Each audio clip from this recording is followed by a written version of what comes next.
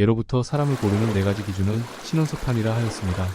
여기서 우선순위가 신, 즉 겉모습입니다. 흔한 말로 뽀다구라고 하기도 하죠.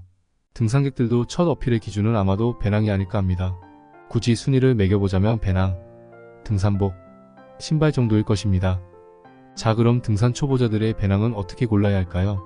초보자가 우수한 등산 배낭을 선택하기 어려운 이유는 본인의 하이킹 취향을 인지하지 못하기 때문입니다. 그러기 위해선 나만의 등산 스타일을 잘 인지하는 것입니다. 우선 처음에는 욕심을 내지 않고 가까운 산에 가서 구경도 하고 가볍게 산행을 해야겠죠. 처음부터 좋고 마음에 드는 배낭을 고른다는 생각은 접어야 됩니다.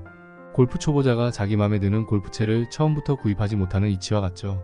스타일이란 산을 올라가는 체력, 즉 스피드와 지구력, 그리고 내용물을 바리바리 싸고 다니는지 또는 간소하게 다니는지 등을 말합니다.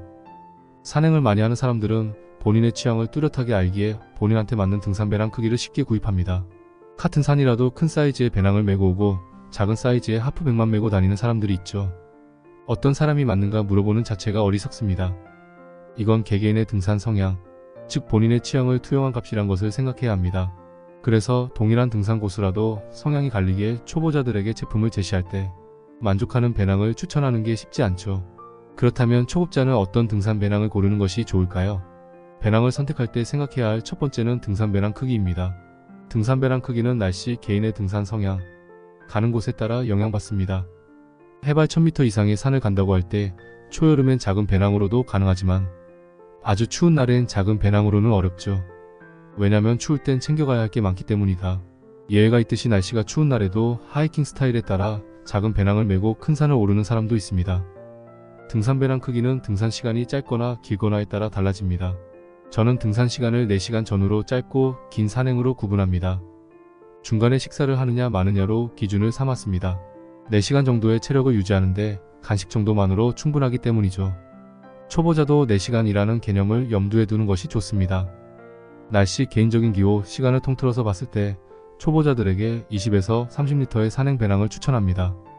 도심에서도 가방으로 사용할 수도 있는 용도로 사용할 수 있으면 더욱 좋을 것입니다. 처음부터 장거리 여행이거나 등산을 하게 될 경우도 있습니다. 참고로 기내 반입 가능한 가방은 약 40리터까지는 무난합니다. 중형급 배낭 이상에서는 꼭 확인해야 하는 것이 있습니다. 먼저 메어보는 것입니다. 더 자세히 알아보자면 등산 배낭에는 토르소라는 것이 있습니다. 의류도 사이즈별로 있듯이 등산 가방도 사이즈가 있는데요.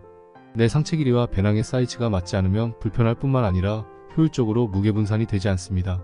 어떤 분들은 단순히 신장에 따라 사이즈를 구분하시기도 하는데 그러면 적합한 배낭을 찾기 힘듭니다. 신장이 길어도 상체가 짧은 사람이 있고 신장이 짧아도 상체가 긴 사람이 있으니까요. 일반적으로 동양인이 서양인보다 상체가 길다고 합니다. 토르소, 즉 상체 길이는 아주 쉽게 확인할 수 있습니다. 선 자세에서 고개를 앞으로 숙이면 목 뒤에 튀어나오면 뼈마디가 있는데 여기가 바로 경추 7번입니다. 여기서부터 시작해서 골반 뼈가 있는 곳까지 길이를 재면 되는데요.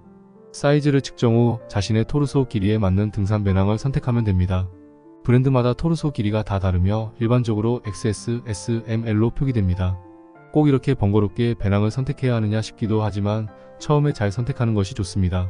토르소 길이가 맞지 않을 경우 배낭이 등에서 붕 떠 있거나 어깨에 과하게 무게부담을 줄 수 있죠. 가방의 성능에 대해서도 말해보자면 초보자에겐 배낭 자체의 성능은 별로 신경 안 써도 된다고 봅니다. 최근 출시되는 제품들은 성능적인 측면에서 눈에 띌 만한 차이점이 있는 게 아니기 때문이다. 그리고 등산 배낭의 이름값이 중요할까요? 저는 중요하다고 봅니다. 요즘은 잘 만드는 브랜드들이 워낙 많아서 가격도 평균화되어 가고 있습니다. 가급적 배낭을 전문적으로 만드는 회사를 선택하시기 바랍니다. 그만큼 많은 소비자의 취향을 반영해서 만들기 때문입니다. 흔한 말로 등산에서 간지나는 첫 품목이 배낭이기 때문입니다. 눈여겨보면 등산의 고수나 자주 다니시는 분은 배낭이 뭔가 다릅니다. 요즘은 방수 배낭도 많이 보입니다. 배낭의 기본은 방수가 안 되죠. 흔히들 왜 배낭을 방수로 만들지 않을까 생각도 해봤고 사서 메고 다니기도 했지만 추천하지 않습니다.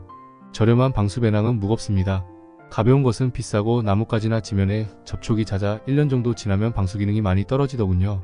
속 편하게 배낭 커버를 하고 젖은 물건은 배낭 안에 방수팩이나 비닐로 싸서 넣고 다니십시오. 또 한 가지 더 추가하자면 사이드 포켓이 있는 것이 좋습니다.